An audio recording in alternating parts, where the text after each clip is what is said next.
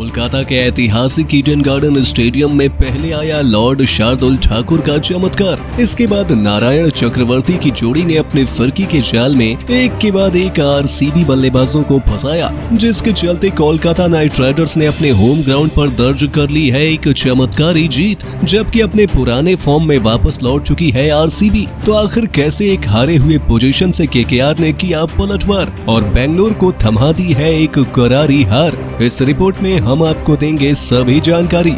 कोलकाता के Eden gardens stadium में RCB के कप्तान फाफ ने टॉस जीतकर पहले गेंदबाजी का फैसला किया और उनका ये फैसला शुरुआत में तो काफी सही बैठता हुआ नजर आया। डेविड विली ने नई गेंद से वेंकटेश और मनदीप सिंह को एक के बाद एक चलता कर कोलकाता को 2 बड़े झटके दिए। कप्तान नीतीश राणा भी सस्ते में पवेलियन लौट गए और जैसे ही कोलकाता के विस्फोटक ऑलराउंडर आंद्रे रसेल आते ही गोल्डन डक पर पवेलियन लौटे, वैसे ही स्टैंड में बैठे शाहरुख खान की आंखें भी फटी की फटी रह गई। किंग खान का ये रिएक्शन काफी वायरल हुआ और शाहरुख के चेहरे से केकेआर की मैच की पोजीशन भी साफ झलक रही थी। उस समय सिर्फ रहमान उल्लाह गुरबाज एक छोर से रनों की बारिश करने में लगे थे और उन्होंने अपने आईपीएल करियर का पहला अर्धशतक भी पूरा किया, लेकिन जैसे ही गुरबाज आउट हुए केकेआर की हालत नाजुक थी। 89 रनों के भीतर आरसीबी ने कोलकाता के 5 बल्लेबाजों को पवेलियन का रास्ता दिखा दिया था और तब आरसीबी मुकाबले में अपनी पकड़ मजबूत कर चुका था। लेकिन तब केकेआर के लॉर्ड ठाकुर ने किया एक ऐसा चमत्कार जिसे देखने के बाद हर कोई कर रहा है उन्हें नमस्कार।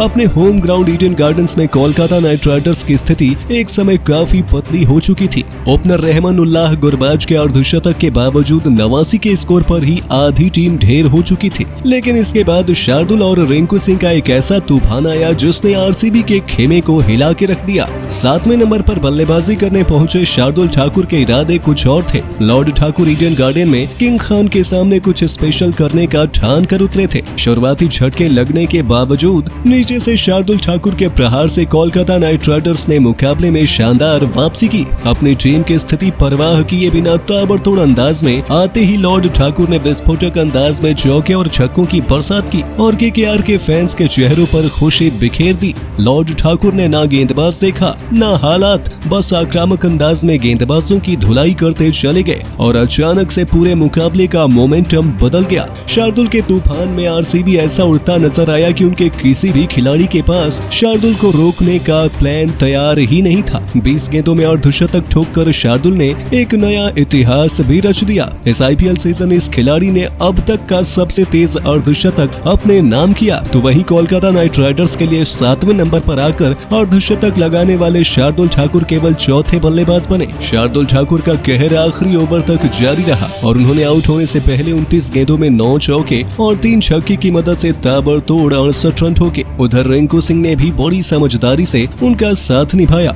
और 33 गेंदों में जबरदस्त 46 रनों की पारी खेली। दोनों ही बल्लेबाजों ने केवल 7 ओवरों के अंदर 103 रनों की तूफानी साझेदारी निभाई और एक समय केकेआर जो बुरी तरह लड़खड़ा रही थी, उनकी टीम ने 20 ओवरों में 7 विकेट पर 204 रनों का पहाड़ खड़ा कर दिया। 205 के बड़े लक्ष्य का पीछा करने उतरी आरसीबी की शुरुआत तो दमदार थी। पहले 4 ओवर में डुप्लेसी और कोहली की जोड़ी ने ताबड़तोड़ अंदाज में 44 रन भी जोड़े, लेकिन जैसे ही कप्तान नीतीश राणा ने 5वें ओवर में सुनील नारायण को गेंदबाजी पर लगाया, यहाँ से मैच का तख्ता पलट हो गया। नारायण ने आते ही कोहली को चारों खाने चित किया और फिर अगले ओवर में वरुण चक्रवर्ती ने भी पार्टी ज्वाइन करते हुए डुप्लेसी के स्टंप्स बिखेर दिए। वरुण चक्रवर्ती का कहर यही नहीं थमा। डुप्लेसी के बाद बारी मैक्सवेल की थी, जिन्हें चक्रवर्ती ने बुरी तरह ध्वस्त किया। 54 पर 3 होने के बाद आरसीबी के मैनेजमेंट ने हर्षल पटेल को 5वें नंबर पर बल्लेबाजी करने भेजकर सभी को हैरान कर दिया। इतने बल्लेबाजों के रहते हर्षल को प्रमोट करने का बकवास फैसला पूरी तरीके से बैकफायर किया और खाता खोले बिना हर्षल भी चक्रवर्ती के शिकार बन गए।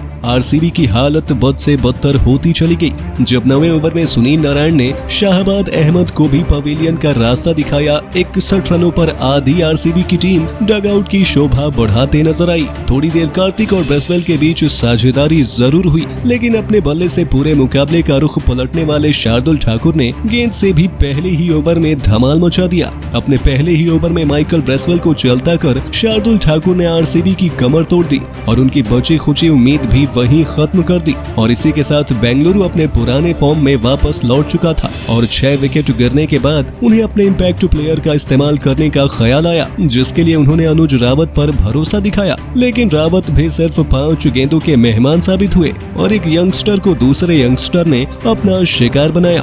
अपना पहला आईपीएल मुकाबला खेल रहे सुयश शर्मा ने अनुज रावत के रूप में अपना डेब्यू विकेट झटका। इसके बाद अनुभवी दिनेश कार्तिक को भी शाहरुख खान ने चित किया और फिर करण शर्मा को भी पवेलियन भेजकर इस युवा लेग स्पिनर ने पहले ही आईपीएल मुकाबले में 3 विकेट झटक लिए और अपनी शानदार गेंदबाजी से सभी को प्रभावित किया। एक समय कोलकाता नाइट राइडर्स जहां इस मुकाबले में बिल्कुल पीछे पड़ी थी, अचानक से उन्होंने आरसीबी को हार की दहलीज पर पहुंचाया और फिर धमाकेदार अंदाज में मुकाबले को अपने नाम करते हुए अपने होम ग्राउंड पर पहुंचते ही इस सीजन में अपनी पहली जीत हासिल कर ली। तो दोस्तों, केकेआर के इस शानदार जीत में आपके हिसाब से सबसे बड़ा योगदान किस खिलाड़ी का है? हमें अपने जवाब कमेंट में जरूर बताइए और ऐसे ही अन्य खबरों के लिए सब्सक्राइब कर लीजिए हमारे YouTube चैनल को। वीडियो अच्छी हो तो इसे लाइक जरूर करें।